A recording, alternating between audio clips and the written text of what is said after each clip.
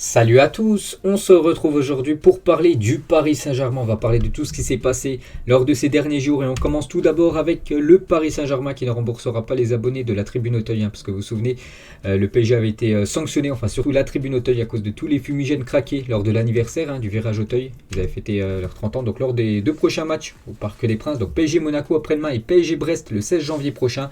Donc tous ceux qu'on déplace derrière les buts les gars, donc au virage Auteuil, donc il n'y a aucun dédommagement de la part du Paris Saint-Germain. Donc voilà une petite info les gars. Toujours avec cette équipe du PSG, donc ils ont joué au Parc des Princes, mais là la tribune Auteuil était bien remplie, c'était cette semaine les gars en Ligue des Champions, c'était mardi à 18h45, le Paris Saint-Germain jouait contre l'équipe de Bruges, c'était le dernier match du PSG pour cette année 2021 et victoire 4-1 des Parisiens, une belle partie.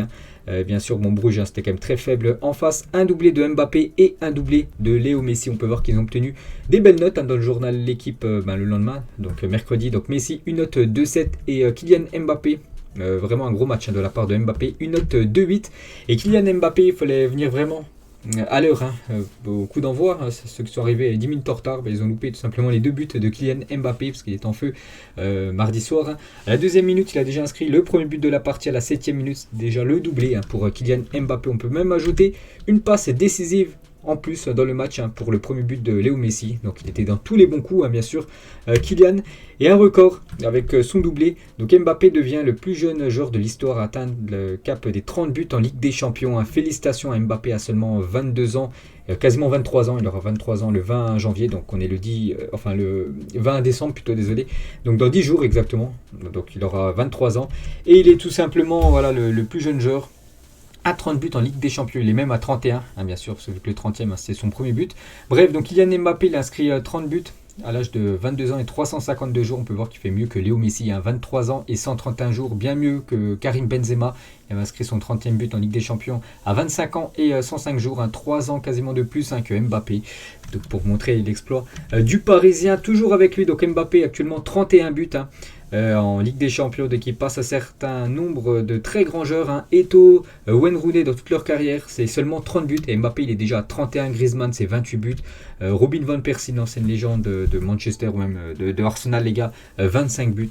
Donc vraiment très précoce.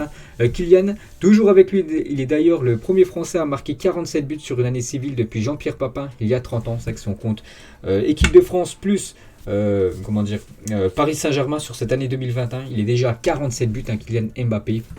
Donc c'était plus arrivé pour un joueur français depuis plus de 30 ans. Félicitations une nouvelle fois à Kylian. Et seul Robert Lewandowski 66 a marqué plus de buts que Mbappé, 47 toutes compétitions confondues.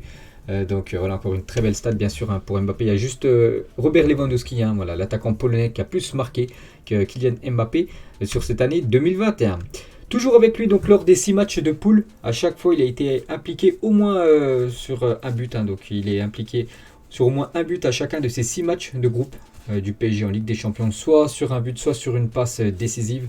Kylian Mbappé, il a reçu son trophée d'homme du match, donc voilà, plutôt logique quand on peut Bruges, 2 buts, une passe décisive, amplement mérité pour lui, et figure même parmi les joueurs nommés pour le titre de joueur de la semaine en Ligue des Champions. On peut voir Kylian Mbappé, on peut voir 2 autres Français aussi, Griezmann et Iconé dans ces 4 joueurs.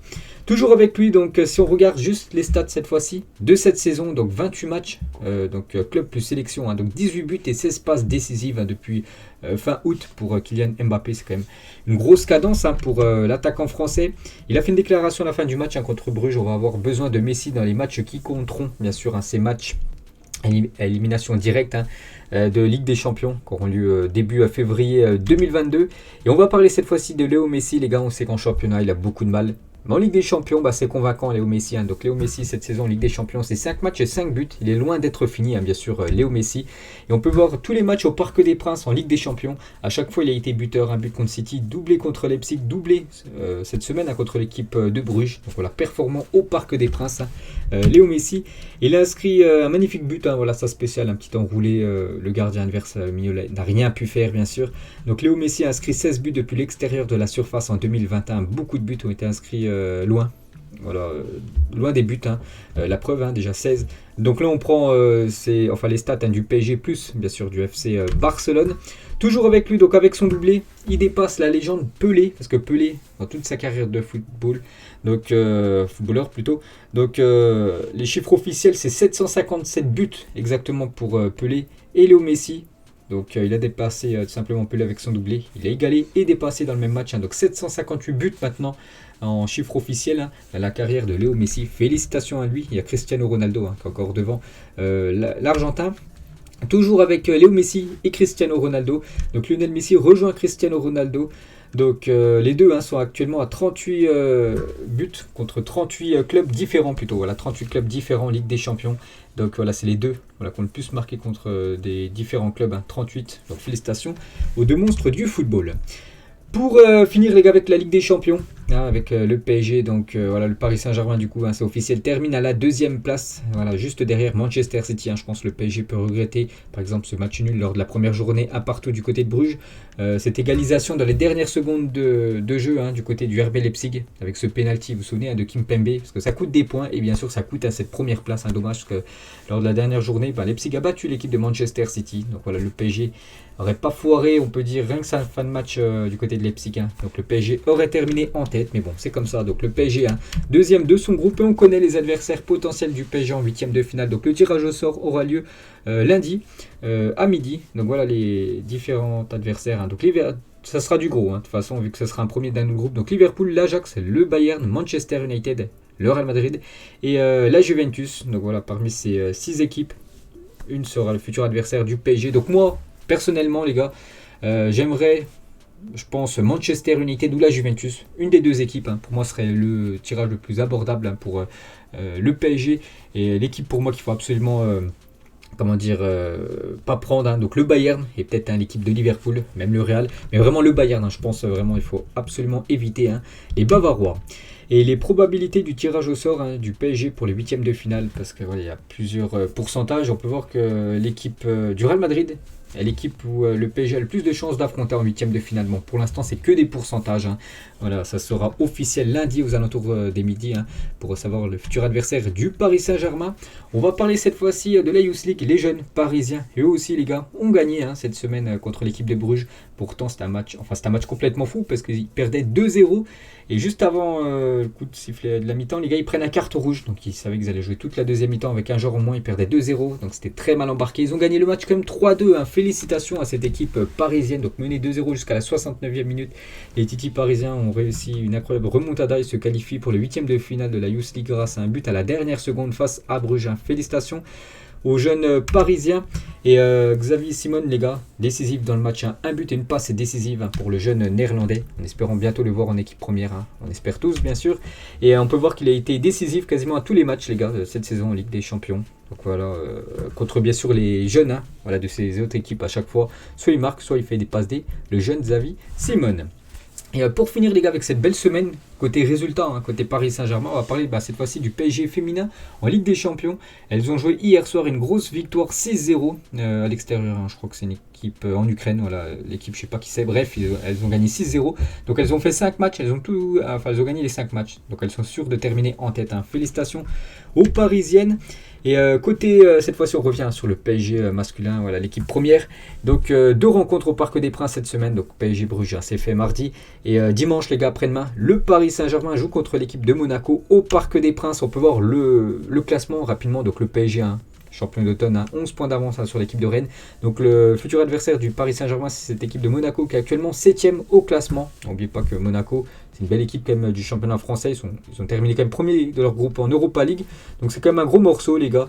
Mais bien sûr, hein, le PSG doit sortir vainqueur, hein, de ce match. En plus, je crois que c'est l'un des derniers matchs cette saison. Parce que je crois qu'il y a encore un match de Coupe de France. Puis après, cette saison, hein, cette année. Parce qu'après, ça reprendra bien sûr début janvier. Et concernant ce match PSG-Monaco, et concernant Sergio Ramos, hein, donc il n'était pas à l'entraînement collectif du PSG ce matin, donc c'était hier matin, impossible pour l'instant de dire s'il sera de la partie contre Monaco dimanche. Donc voilà, Sergio Ramos, hein, qui avait joué tout le match contre Saint-Etienne, mais depuis on ne l'a pas revu, hein, contre Nice on ne l'avait pas revu, contre Bruges on ne l'a pas revu, voilà, on ne sait pas ce qu'il y a avec Sergio Ramos, donc pour l'instant, on ne sait pas, les gars. Voilà. On ne sait pas s'il sera là ou non. On espère bien sûr Sergio Ramos, parce qu'il avait montré de belles choses contre l'AS Saint-Etienne. Mais pour l'instant, on ne sait pas s'il sera là après-demain. Concernant Angel Di Maria, donc lui sera certainement là contre Monaco. Donc un accord verbal existe entre le Paris Saint-Germain et Di Maria pour lever l'année optionnelle de son contrat. Il devrait ainsi rester à Paris au moins jusqu'en juin 2023. Ça c'est une bonne nouvelle pour le joueur, pour le PSG. Donc il est en fin de contrat en fin de saison et du coup le PSG aimerait lui proposer de prolonger une saison supplémentaire son contrat du côté de Paris. Et Angel Di Maria, donc il a joué contre l'équipe de Bruges. Donc il n'a pas marqué vu que c'est Messi 2, Mbappé 2. Mais il a délivré une passe décisive sur le but de Léo Messi, les gars. Donc il a distribué sa 21e passe décisive en Ligue des Champions, la première cette saison. Donc félicitations à Angel Di Maria. Une photo d'un Parisien à l'époque, Javier Pastore. On peut le voir, c'est quand le PSG était sûr d'être sacré champion de France. Il avait coloré sa barbe. On peut voir blanc et rouge et les cheveux aussi bleus et rouges. Donc on a une petite photo qui date de Javier Pastore. Et Néné aussi, je crois, il joue à la même époque.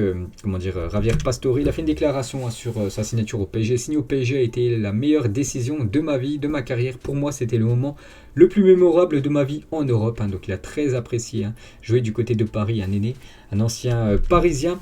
Et toujours avec lui, donc il parle de Neymar, son compatriote brésilien. Neymar est calme. Bien sûr, il n'est pas heureux, c'est un moment difficile. Par rapport à sa blessure, il a encore très mal à la cheville, mais j'essaie de le soutenir, d'être avec lui, de lui dire de rester positif, que ça va passer. Il va revenir dans environ un mois et demi. Il devrait revenir normalement fin janvier. Neymar, bon rétablissement à lui. Une petite photo, les gars, de Kylian Mbappé qu'il a posté ces derniers jours sur son compte Instagram. Donc Mbappé, plus footballeur, pianiste maintenant. Kylian Mbappé, bon après, il peut faire une photo. Après, je ne sais pas si c'est jouer du piano ou non. Donc voilà une petite info concernant Kylian. Et il a fait une déclaration, les gars, au site du PSG, par rapport à la saison dernière, au match au Parc des Princes, sans public. Et pour lui, c'était vraiment un coup dur. C'était compliqué. Sur certains matchs qu'on a perdus l'an dernier à domicile, c'était aussi dû au fait qu'on ne se sentait pas forcément à la maison. Je pense que les supporters nous apportent beaucoup et qu'on a de la chance de les avoir avec nous. C'est que la saison dernière, c'était une saison un peu spéciale avec le Covid. Tous les matchs se jouaient à huis clos. Et bien sûr, c'est pour ça que le PSG, d'après Mbappé, c'est pour ça qu'ils ont perdu quand même beaucoup de matchs à domicile la saison dernière. Et toujours avec Kylian, les gars, donc question du public lors de la présentation de sa bande dessinée de Mbappé. Quelles sont tes couleurs préférées? Voilà, c'est quelqu'un qui lui a posé ça et Mbappé l'a dit rouge et bleu. Donc les couleurs du Paris Saint-Germain. Mais on sait que Mbappé, on ne sait pas s'il va continuer ou non. Donc moi je pense vraiment pas. Je vois 10% de chance qu'il reste au Paris Saint-Germain. Et beaucoup de chance qu'il parte, qu'il aille du côté du Real. Et du coup, le PSG, les gars, aurait déjà son remplaçant. Le PSG tentera de recruter Haaland en cas de départ de Mbappé au Real Madrid. Donc l'attaquant norvégien, bon, il n'y a pas que le Paris Saint-Germain qui est dessus. Le Real Madrid, Manchester City, toutes les grosses équipes en Europe s'intéressent à Erling Haaland qui quittera l'équipe du BVB en fin de saison. Et du coup, le PSG, bien sûr, tentera le joueur Haaland en cas de départ de Mbappé. Donc voilà, le remplaçant, ce serait un gros coup quand même pour le Paris Saint-Germain d'accueillir Haaland.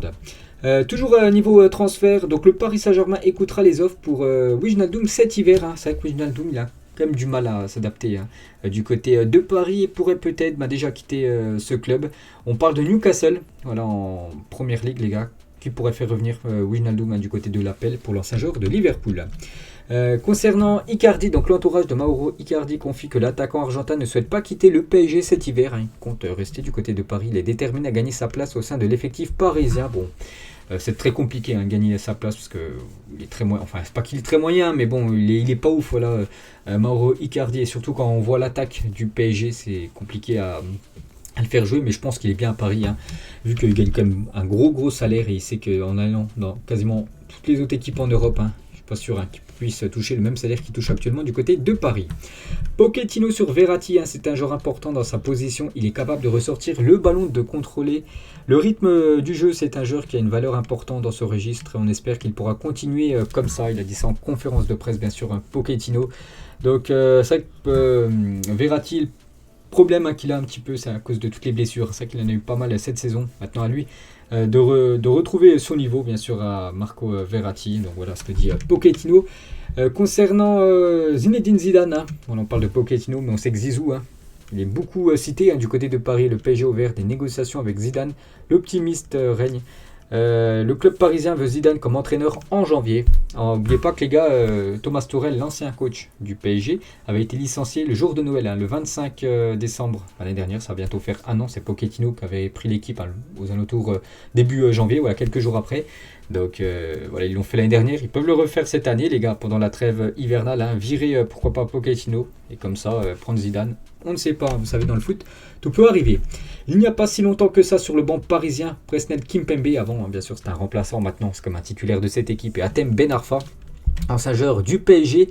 Et pour finir les gars, cet épisode consacré au Paris Saint-Germain, donc voici le 11 de l'année selon le IFFHS, donc en gros voilà c'est un truc un site de foot. Donc pour eux les gars, voilà les meilleurs joueurs de cette année 2021, et sur les 11 joueurs il y a quand même 4 Parisiens, donc félicitations à eux. Donc Donnarumma, le gardien, Hakimi le défenseur droit, Léo Messi et Kylian Mbappé. Donc félicitations aux 4 Parisiens. Donc bien sûr, le PSG c'est le club le plus représenté dans ce 11 IFFHS. Donc voilà les gars, la fin de cet épisode. J'espère que ça vous a plu. On se retrouve dès demain les gars. Ça sera, je crois, cette fois-ci sur l'équipe du Real Madrid. Bonne journée à vous et à plus tard.